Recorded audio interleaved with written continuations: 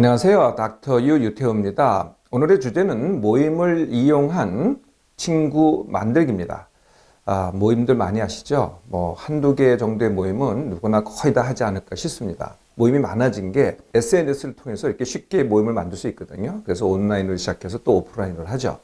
그 외에도 많은 모임을 합니다. 취미 모임, 독서 모임이라든지 낚시 모임, 등산 모임, 아니면은 친목 모임, 향후회, 동창회, 그리고 또 요즘 유행하고 있는 대학이라든지 단체에서 개설하는 교육 과정, CEO 과정, 지도자 과정, 이런 등등의 교육 과정이 있잖아요. 이것도 다 모임입니다.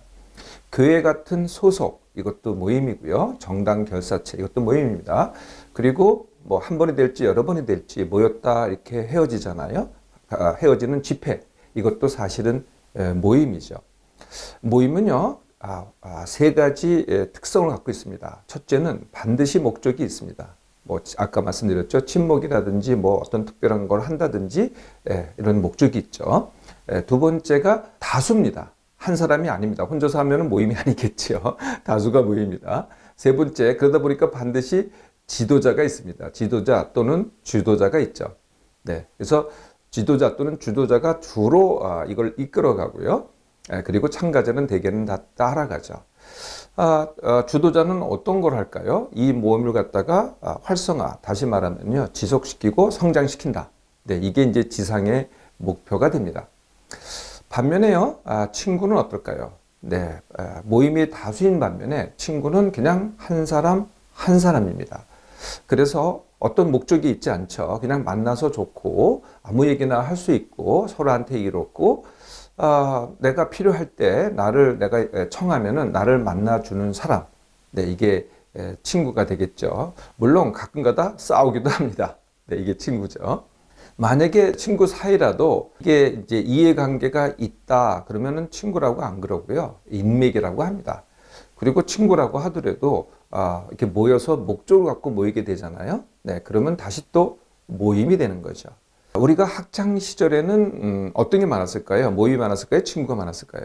학창 시절에 하는 모임을 갖다가 동아리라고 합니다. 그런데 학창 시절에는요, 친구가 훨씬 많았죠. 모임보다는요. 그런데 성인이 되니까요, 친구가 줄어들고 모임이 늘어납니다. 우리가 이렇게 기대를 합니다. 모임으로 친구를 대체할 수 있지 않을까? 이렇게 기대를 해서 모임에 나가죠.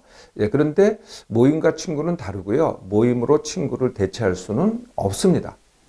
모임 회원이 친구가 되는 것도 아니고요. 모임 자체가 친구를 사실은 목적이 있기 때문에 친구를 만들어주지도 않습니다.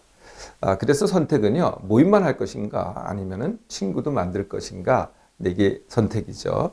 그래서 모임을 닥터가 하지 말라는 게 아니고요. 모임만 하지 말고 친구도 만드는 게 어떨까가 바로 이제 친구 만들기가 되겠습니다. 모임을 통한 친구 만들기. 모임의 가장 큰 역할은요, 만나게 해주기입니다. 어렸을 때 학교에서 뭘 했을까요? 바로 친구를 만나게 해주는 장이 됐잖아요. 모임이 똑같습니다. 친구를 만들 수 있는 장을 만들어주는 것. 이게 바로 모임이 되는 거죠. 그런데 아까도 말씀드렸지만 모임 자체는 친구를 만들어주지 않습니다. 주도자도 만들어주지 않고요. 우리가 보통 분위기라고 하죠. 친구 만드는 분위기, 인연, 운명. 이렇게 해서 이제 저절로 만들어질 것이다라고 기대를 하잖아요. 그러면은 희한하게도요, 아무도 친구하자고 다가오지를 않습니다.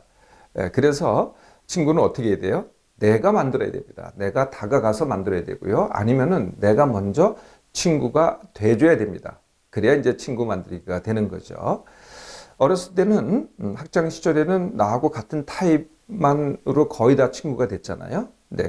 그런데 성인이 돼서는요, 이제는 나하고 다른 사람을 만나야 됩니다. 나하고 성향이 다른 사람, 나하고 하는 일이 다른 사람, 나하고 연령이 다른 사람, 젊은 사람이든 늙은 사람이든 여하튼 나하고 다른 사람을 만나야 된다는 거죠.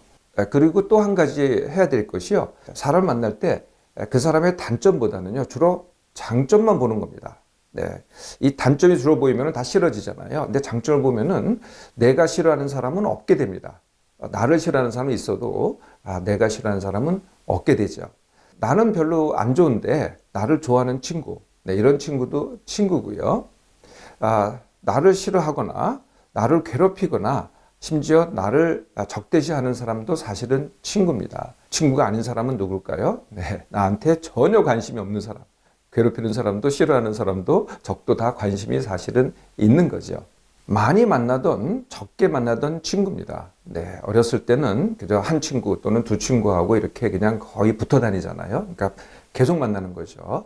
근데 이제 성인이 되면은요, 일도 해야죠, 가족도 챙겨야죠. 네, 그렇게 자주 만날 수가 없습니다. 그래서 가끔씩 여러 사람을 만나는 게 이게 친구죠.